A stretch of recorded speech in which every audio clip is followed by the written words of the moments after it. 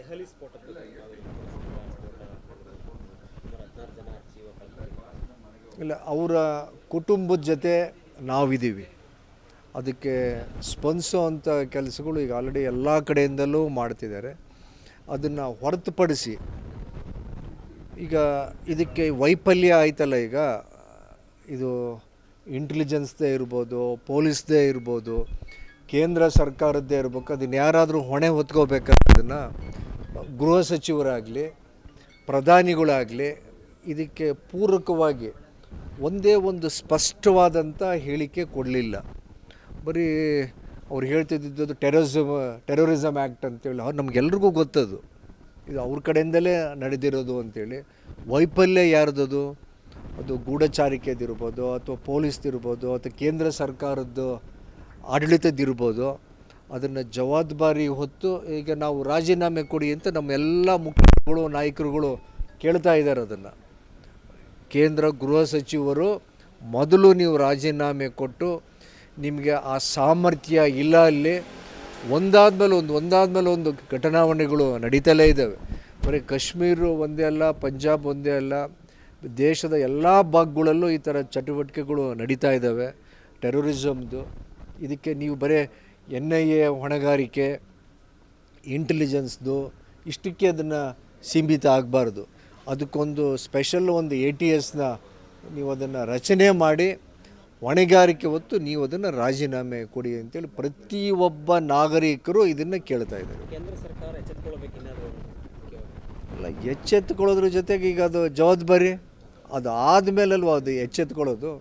ಅದಕ್ಕೆ ನಮ್ಮ ಪೊಲೀಸ್ ಪಡೆ, ಮಿಲಿಟ್ರಿ ಸ್ಟ್ರಾಂಗ್ ಆಗಿದ್ದಾರೆ.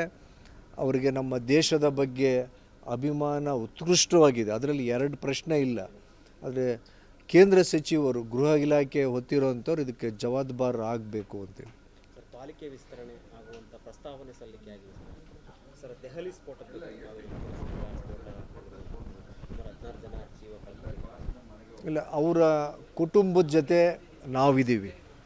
ಅದಕ್ಕೆ ಸ್ಪಂದಿಸೋವಂಥ ಕೆಲಸಗಳು ಈಗ ಆಲ್ರೆಡಿ ಎಲ್ಲ ಕಡೆಯಿಂದಲೂ ಮಾಡ್ತಿದ್ದಾರೆ.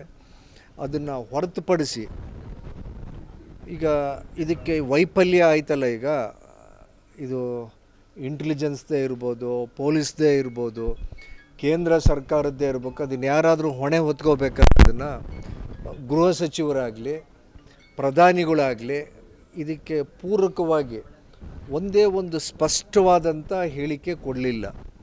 ಬರೀ ಅವ್ರು ಹೇಳ್ತಿದ್ದು ಟೆರರಿಸಮ್ ಆ್ಯಕ್ಟ್ ಅಂತೇಳಿ ನಮಗೆಲ್ರಿಗೂ ಗೊತ್ತದು, ಇದು ಅವ್ರ ಕಡೆಯಿಂದಲೇ ನಡೆದಿರೋದು ಅಂಥೇಳಿ. ವೈಫಲ್ಯ ಯಾರ್ದದು? ಅದು ಗೂಢಚಾರಿಕೆದಿರ್ಬೋದು, ಅಥವಾ ಪೊಲೀಸ್ದಿರ್ಬೋದು, ಅಥವಾ ಕೇಂದ್ರ ಸರ್ಕಾರದ್ದು ಆಡಳಿತದಿರ್ಬೋದು. ಅದನ್ನು ಜವಾಬ್ದಾರಿ ಹೊತ್ತು ಈಗ ನಾವು ರಾಜೀನಾಮೆ ಕೊಡಿ ಅಂತ ನಮ್ಮೆಲ್ಲ ಮುಖ್ಯಗಳು ನಾಯಕರುಗಳು ಕೇಳ್ತಾ ಇದ್ದಾರೆ. ಅದನ್ನು ಕೇಂದ್ರ ಗೃಹ ಸಚಿವರು ಮೊದಲು ನೀವು ರಾಜೀನಾಮೆ ಕೊಟ್ಟು, ನಿಮಗೆ ಆ ಸಾಮರ್ಥ್ಯ ಇಲ್ಲ, ಅಲ್ಲಿ ಒಂದಾದ್ಮೇಲೆ ಒಂದು ಘಟನಾವಣೆಗಳು ನಡೀತಲೇ ಇದ್ದಾವೆ.